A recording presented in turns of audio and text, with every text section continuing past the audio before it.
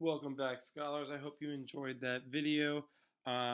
Lewis and Clark did accomplish many of their goals, not all of them, but they did accomplish the goal of mapping out a route to the Pacific Ocean. They also are going to gain a lot of information about the territory that the United States purchased and mapping out that territory, so identifying like where the Rocky Mountains are, different rivers and things like that, as well as all of the animals that they encountered along the way. They're also going to form good relationships with the Native Americans out west, especially the Shoshone and the Nez Perces. Um, and one of the goals that they're not going to accomplish is that they're not going to find that Northwest Passage. That is a water route to Asia that connects. Okay, let's go ahead and get started with our reading. Introduction. The vast region that stretches from the Mississippi River to the Pacific Ocean is one of the most extraordinary landscapes on Earth. Absolutely. Tourists come from all over to see its mountains, canyons, deserts, and plains. For all its beauty, the West was a challenging environment, which is reflected in the names that American settlers gave to its features. Only in the West can you find a mountain range called the Crazies, or a scorching desert named Death Valley, a blood-red canyon called Flaming Gorge, or a raging river known as the River of No Return. Despite its geographic challenges, the West was never empty. Perhaps as many as 3 million Native Americans lived there before Europeans arrived, and these first Westerners were far more diverse in language and culture than the Europeans who claimed their land. For most Americans in the early 1800s, however, the West was mostly a blank map. By 1850, it had become the land of opportunity, boasting wide open spaces and great wealth in timber, gold, silver, and other natural resources. It became a magnet for immigrants and for Easterners looking for a new start in life. As Americans began their westward trek, they created new markets for Eastern merchants, that's over in Asia, and in time, the West changed the nation's economy and politics. It also created folklore of rugged individualism that has become a lasting part of American culture. And rugged individualism is this where kind of like do whatever means necessary to like accomplish your goals, as long as it's not like illegal, right? This rugged individual is like you need to take care of yourself. No one's going to take care of you. Newspaperman Horace Greeley captured the growing enthusiasm for going west when he wrote, "If you have no family or friends to aid you and no opportunity open to you, turn your face to the great West and there build up a home and fortune." In this lesson, you will learn about 8 groups of people who turned their faces to the West in the early 1800s, and you will learn about their motives, the hardships they faced, and the legacies they left behind. And hardships here are going to be like challenges. So West was seen as land of opportunity. If you had nothing going for you back east, if you had nothing holding you back, then there's no reason why you shouldn't move west. Let's continue. The explorers. In the early 1800s, a number of expeditions set from the United States to explore the West. The most famous was the Lewis and Clark expedition, which was ordered by President Thomas Jefferson. The major motive behind the expedition was to make friendly contact with Native American groups that might be interested in trade. A second motive was to find a Northwest Passage, a water route across North America that the explorers had been seeking ever since Columbus reached the Americas. With the purchase of Louisiana from France in 1803, the expedition gained a third motive, finding out just what the United States had bought. Okay, so this expedition really had 3 goals: make friendly relations with the Native Americans who are in this area, find a Northwest Passage, which is a water route across North America, that they've been looking for since 1492, and find out what the heck did we just buy, because we have no idea what's out here. So mapping out this territory. All right, up the Missouri River. In May 1804, the 45-member expedition left St. Louis, Missouri, in 3 boats. Jefferson, Private Secretary Meriwether Lewis, and his friend William Clark led the expedition. Its members included soldiers, frontiersmen, and African-American slave named York, who worked for Clark. It was hard going from the first day. Rowing upstream against the Missouri River's strong current left the explorers' hands blistered and their muscles sore. Mosquitoes feasted on their sunburned faces. So they're going to leave from Camp Wood in Independence, Missouri. Actually, they go to St. Louis first and then Camp Wood. So they leave from St. Louis. Gonna stop here and then they're gonna go out. All right, let's keep going. By summer, the explorers had reached Native American country. Most Native Americans welcomed the strangers, and York fascinated the Native Americans as they had never seen a black man before. Again and again, wrote Clark in his journal, York allowed his skin to be rubbed with a wet finger to prove that he was not a painted white man. So crazy stories with Lewis and Clark. One of the most fascinating events in American history. The explorers made camp for the winter near a Mandan village in what is now North Dakota. So right here. There, a French fur trapper joined them along with his 16-year-old wife, a Shoshone woman named Sacagawea, and their baby son. As a girl, Sacagawea had been kidnapped from her people by another Native American group. Lewis and Clark hoped she would translate for them when they reached Shoshone country. Okay, so they're going to meet at Fort Meade, which is was a French fort. Remember, the reason why there's a French fur trapper living here is this used to belong to France. And so Meriwether Lewis actually speaks French. So when they meet this fur trapper, and I don't know why I'm forgetting his name right now. I think it's Jacques Tourville. I don't know why I'm blocking. I think it's Jacques. Jacques. Meriwether Lewis can speak French with Sacagawea's husband, and then the husband knows how to talk to the wife, so then he can translate to Sacagawea what they're asking, and then Sacagawea can talk to the Native American group, the Shoshone, that they're going to run into towards the end of their trip over here. So she's going to join the adventure along with the husband. Both of them are going to join, and they're going to head out this way. Okay, let's keep going. All right, to the Pacific and back. In the spring of 1805, the explorers set out once again. As they moved up the Missouri River, rapids and waterfalls slowed their progress. When they hauled their boats by land around these obstacles, the thorns of prickly pear cactus pierced their feet. Meanwhile, grizzly bears raided their camps and game became scarce, which is animals to eat. So again, lots of hardships here. By late summer, the explorers could see the Rocky Mountains looming ahead.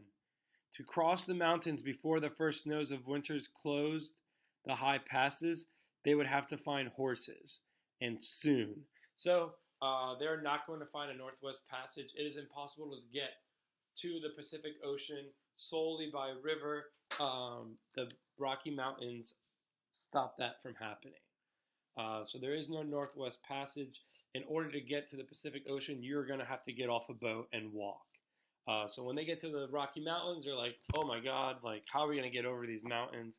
We need to find horses fast. Fortunately, the expedition had reached the land of Sacagawea's childhood. One day, a group of Native Americans approached, and to Sacagawea's great joy, they proved to be Shoshone. And she learned that her brother was now a Shoshone chief. So Sacagawea was able to persuade him to provide the explorers with horses they desperately needed. So this is huge. Not only did Sacagawea prove to other Native Americans that these white people who are traveling with guns and stuff are friendly, because they see her and a baby and they think, oh, then these people must be peaceful. Imagine if she wasn't with them, they would have been attacked and killed. But also, she is able, just because she's with them and able to translate, she is able to get them horses solely on the fact that they run into her brother, who is a chief. So this story is crazy. One of the many fascinating stories in American history. So the explorers are going to be able to make it over the Rockies, but there were more dead than alive, which means a lot of the people on the journey died. Lewis and Clark are going to hold on strong, and they are not going to die on this journey. But crazy to see that they start off with a certain number of people, and now there's less. There's more than half dead than when they started. Okay, and the Nez Perce, a Native American group tribe living in the Pacific Northwest, saves them from starvation. So we can see very friendly. A grateful Lewis wrote in his journal that the Nez Perce are the most hospitable, honest, and sincere people that we have met in our voyage. So meaning these are the most peaceful of the Native Americans, and they took great care of us. As winter closed in, the explorers reached their final destination, the Pacific Ocean. Clark marked the event by carving on a tree William Clark, December 3rd, 1805, by land from the United States, or from the U states, he wrote. So pretty cool. I'm not sure if that, I want to say that tree is probably still there and protected, but I don't want to lie to y'all. I actually don't know. All right, the explorer's legacy. After a wet and hungry winter in Oregon, the explorers headed home and finally returned to St. Louis in September 1806, 2 years and 4 months after setting out. So this is over a 2-year journey. Lewis proudly wrote to Jefferson, "In obedience to our orders, we have penetrated the continent of North America to the Pacific Ocean," meaning we did what we were said to do. We accomplished our goal of getting to the Pacific Ocean. And Lewis and Clark had good reason to be proud, although they had not found that Northwest Passage because it does not exist. The Rocky Mountains block it. They had traveled some 8,000 miles and had mapped a route to the Pacific Ocean. They had established good relations with the Native Americans, and most of all, they brought back priceless information about the West and its peoples, including the plants and animals and all the terrain and geographic features like mountains and rivers. So these are all the accomplishments right here in this paragraph. This was everything that they did accomplish. That's going to be important for your classwork and your exit ticket. Other explorers added to this legacy and helped prepare the way for the settlement of the West. In 1806, the same year Lewis and Clark returned to St. Louis, 26-year-old Army Lieutenant Zebulon Pike set out to explore the southern part of the new Louisiana Territory. Pike and his party traveled up the valley of the Arkansas River into present-day Colorado, where Pike saw the mountain that today is called Pikes Peak, which is the highest mountain in Colorado. I was fortunate enough to hike it on my road trip. Extremely hard hike, over 14,000 feet in the air. It's a super, super high peak. All right, Pike went on to explore Spanish territory along the Rio Grande River and the Red River, so exploring Texas as well. And his reports of wealth of the Spanish towns brought many American traders to the Southwest. But Pike was not impressed with the landscape referring to the West as the Great American Desert. So he's going to go back east. All right. So Zebulon Pike gives us a great segue into this new breed of men known as mountain men. The Lewis and Clark expedition stimulated, which means kind of like rejuvenated or like got people like interested, like got people really into it, into the old industry, the fur trade. So the fur trade was really popular in the 1500s and 1600s and kind of dies down in the late 1700s. But then it's going to get popular again. And it's going to be inspired by the explorers' reports of finding beavers in the Rockies. A Spanish trader named Manuel Lisa followed their route west. In 1807, Lisa led 42 trappers up the Missouri River, and the following year he took 350 trappers into the Rockies. For the next 30 years, trappers crisscrossed the West in search of valuable furs. So again, trappers is just like another word for hunters. These were people who made money killing animals and selling their fur to be made into clothes, as well as their meat to eat, which they would mostly eat. All right, life of a trapper, who were also called mountain men, lived hard and they usually died young. This was not an easy life. During the spring and fall, they would set their traps in icy streams, and then in July, they traveled to trading posts to swap furs for supplies, or gathered for an annual rendezvous or get-together. The rendezvous may have been fun, but the trappers' lives were filled with hazards. Fur thieves, Native American attacks, wolves, and bear attacks were all threats. Mountain men, like Hugh Glass, for example, was mauled by a mother bear that threw chunks of his flesh to her hungry cubs before friends could rescue him. So this bear was literally like biting parts of his body off and giving it to her baby cubs, and he was rescued. This was very common. Bear attacks were extremely common, as well as thieves, Native American attacks, and attacks from wolves. So being a mountain man was not easy, and most of them died before they were 30 years old. Accidents were common too, and a single misplaced step on a mountain, which means if you just stepped in the wrong place, you could be falling off that mountain, or if you misjudged a river rapid, often meant sudden death. On top of those things, disease also took a heavy toll. Upon asking for news about a party of trappers, one man learned that some had died by lingering diseases and others by the fatal rifle ball or arrow from a Native American. Out of 116 men, he wrote, there were not more than 16 of us alive.